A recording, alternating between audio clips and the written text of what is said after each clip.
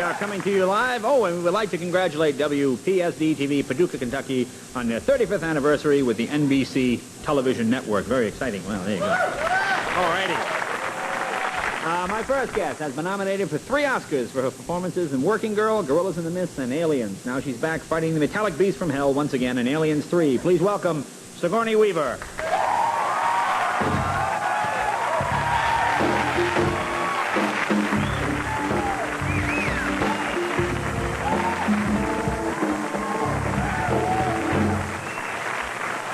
Looks like you just sort of peeled the skin right off that alien, didn't you there?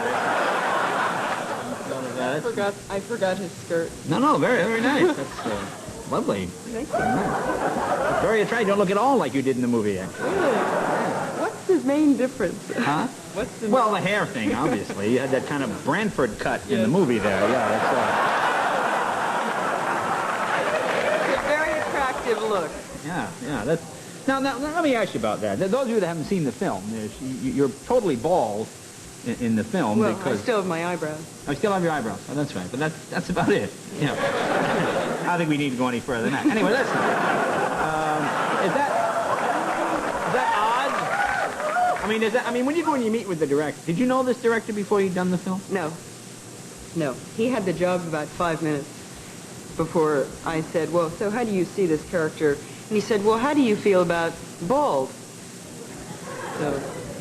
And a minute later, he still had the job. Oh, I see. So you thought... So this never occurred. This wasn't in the script. No. He suggested this. Yeah, this was... I think I'd been secretly waiting most of my life for someone to ask me to do something that crazy, you know. I think everyone should do it once. In fact, I was thinking, actually, Jay, that this is an important week for you, and that you might want to inaugurate your long reign here on television by...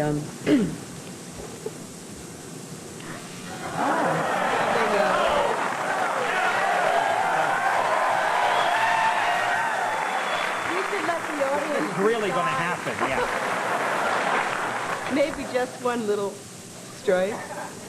Gee, I'd love to, but I'm working now. Your staff gave me this. So. Did they give that's very nice of them to give that to you. I'll just leave it here. I think you mean my your mind. ex-staff. I mean, is that? Did you at any point did you say, "Oh, I changed my mind. This is stupid"? Or... Well, the weather got cold, and I think it is a very chilly kind of feeling. Well, how about your daughter? Now, your daughter's what, 2? She's 2, yeah. Well, she had no hair either. So. I guess so that didn't look... I mean, did she notice the difference right away? She did. You know, she would look at Dad and look at, you know, whoever else was around, and she'd look at Mommy, and she'd kind of go... Like, she'd skip my head, you know. She sort of looked below or above, but that took her about 2 weeks. Kind of like a dog hearing a new noise. That's right, exactly. And then after she got used to it, you know, I'd come in bald or with a wig or with the fake eye or covered with blood or covered with whatever, and she just wouldn't blink an eye, you know. And kids adjust, you know. They do adjust. I know when one parent is covered with slime and has a false eye, the children adjust. Right. Interesting. Now, did you go out, when you did this, did you wear a wig when you went out to eat with your husband afterwards or something? Everyone asked me this, you know. It's funny, I had a woman journalist say, so did the studio give you a wig so that you could go out for dinner at night? And I said, well, they gave me a wig, but I never wore it. And she said, oh, you never went out. And I said, no, I went out, but I just didn't bother with the wig. I mean, it's actually, I think, a very nice haircut. I'd love to tell you, well, you have a nice shaped head. Well, some people don't. No, I mean, some people don't. Some people don't. But you have a lovely head. No, but I mean, you have a nice sort of... Well, no one knew until we you wouldn't know, really, until... You never know. I mean, they didn't find any 6s or anything under there. I mean, you were fine. Not that I know of. A few scars that my brother, you know, gave me throwing me into walls. Well, tell me about that scene with the insects now. That was pretty... Oh, that was awful. That was the first day of the shoot. You mean the first... Yeah, they bring insects. No, obviously those are real insects. You can't find actor insects, I guess. These were trained insects, theoretically. But no, it was the first day. You know, first days are kind of tough anyway, but it was going really well until this happened. And I was naked underneath this sheet, and I had the wig on, and I had the eye in, and... Wait, back up.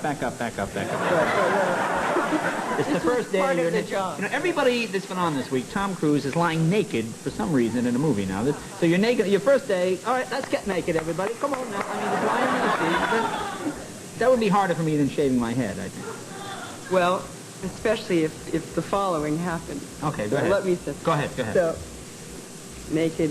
I can't see anything, can't really hear anything, but I hear the director say, so, Sigourney, how about if we put a few bugs on you? And I didn't realize that this was going to happen, or I would maybe discuss this before or looked at the bugs or something. And so I said, no, that's fine. And I was expecting, like, little, very sluggish maggots to sort of sit on my forehead for a few minutes. That's what I would have expected. Which I thought was fine. Most people would want that. That's what we had in the first Alien. And so I hear bug wrangler, and this guy apparently comes over with like a mug of these things, or something, and kind of, and I wasn't expecting, I was sort of mid-sentence, and it was sort of like, ow! It was horrible. Oh, we dumped them all over your face? Oh, no, it was in your ears and up your nose and in your mouth, and I heard them for days just going, We're making movies like Scout Camp when I was 9. Throw bugs in Leno's hair. Well, we have a clip here. Let's take a look. Oh, okay. This is a clip from me. This is our monitor here. There we are. Got him. Okay, this is a scene from Aliens 3. Is this the bug scene? I hope not. No. Okay, this is a scene from Aliens 3. Let's take a look.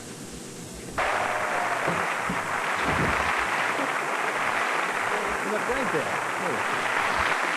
All righty, you fight aliens and you're afraid of our monitor. All right, we'll be right back with Sigourney Weaver right after this.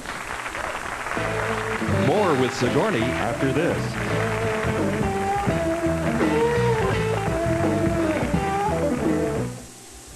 There's more than new looks to the 93 Ford Escort. There's a whole new way to buy an Escort, because these 4 Escort LXs all share one low price, $10,499.